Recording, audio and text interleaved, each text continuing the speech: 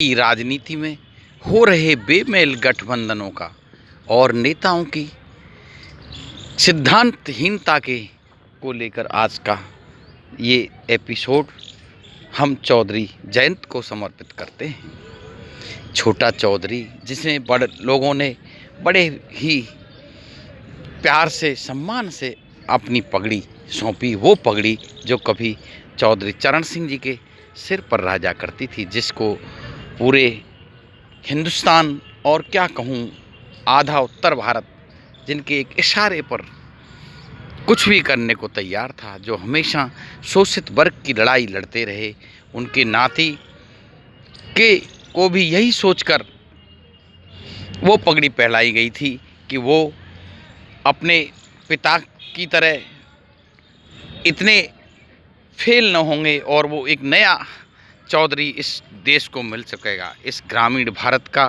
कोई रहनुमा अवश्य पैदा होगा। उनके शुरुआती तेवर इस तरह के थे, चाहे हाथरस का कांड हो या हर जगह उनका जगह जगह किसानों के समर्थन में पंचायत करना बहुत ही उनकी जीवटता को दर्शाता लगता था। अभी कुछ दिनों से ऐसा लग रहा है वो बिल्कुल ही उदासीन से हो गए थे। क्या अखिलेश के आगे उनकी कुछ चल नहीं पा रही थी, या उनके मतदाता वर्ग को वो ये सोच रहे हैं कि वो हमेशा उन पाखंडियों के साथ हो सकता है। जाटों का स्वभाव से ही जाट निर्द्वंद और न्यायप्रिय, लड़ने वाले, संघर्षशील हुआ करते हैं। उनका नेता भी ऐसा ही होना चाहिए। किस तरह से जयंत ने चौधरी साहब को ये भारतीय रत्न दिलवाकर इससे जाट कैसे खुश होंगे, मेरे को समझ में नहीं आता, क्योंकि जाट हमेशा समानता के पक्षधर रहे हैं। ऐसी क्या व्यवस्था थी चौधरी की। लगता है कि अब किसी नेता में वो मादा नहीं जिसके पीछे लोग खड़े हो सकें। एक दौर था भारतीय राजनीति का, चौधरी देवीलाल, चौधरी चरण सिंह, शरद पवार, बीजू पटनायक, कर्पूरी ठाकुर और अनगिनत नाम जिनके पीछे लोग चला करते। जो नेता किसी पार्टी से बंधे नहीं थे, लेकिन वो सिद्धांत से बंधे थे। मुलायम सिंह की भी उसी में आती है श्रेणी के नेता रहे, लेकिन जिस तरह के निर्णय अखिलेश ले रहा है उससे उनकी एक नेता की छवि तो पुष्ट होती है। हार जीत और सरकार बनना न बनना ये एक अलग बात है, लेकिन चौधरी चरण सिंह के बारिश का इस तरह से यूं अपने सिद्धांतों से समझौता करना, ये समय ही बताएगा ऐसी क्या व्यवस्था थी, ऐसा क्या हुआ।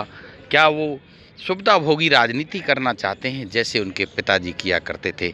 देखो, जाटों का नेता तो सर फुड़ाने वाला ही होना चाहिए। जाटों का नेता कोई एसी में बैठ के जाटों का फैसला नहीं कर सकता। जाट तो आज से नहीं, युगों युगों से इसी हमेशा अन्याय के खिलाफ ही लड़ते आ रहे हैं। उनका नेता उनकी तरह स्वभाव वाला होना चाहिए।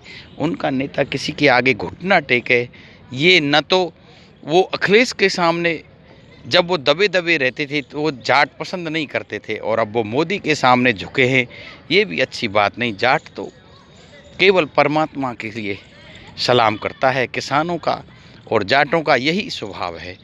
ये लोग सबको देने वाले हैं, लेने वाले नहीं। ये भारत की राजनीति का ये दुखद अध्याय आगे किस तरह से क्या इतिहास लिखेगा, ये अभी भविष्य के गर्भ में है। जय जवान, जय किसान, जय हिंदुस्तान। ये चौधरी का कोई नया चौधरी कोई जगह लेगा, या जयंत के पीछे ही लोग फिर दीवाने हो जाएंगे। जय चौधरी चरण सिंह। उनके भारत रत्न को देर से ही सही, स्वार्थ से ही सही, मोदी ने उनको सम्मान दिया है। इसके लिए मोदी को धन्यवाद। जय हिंद, जय भारत।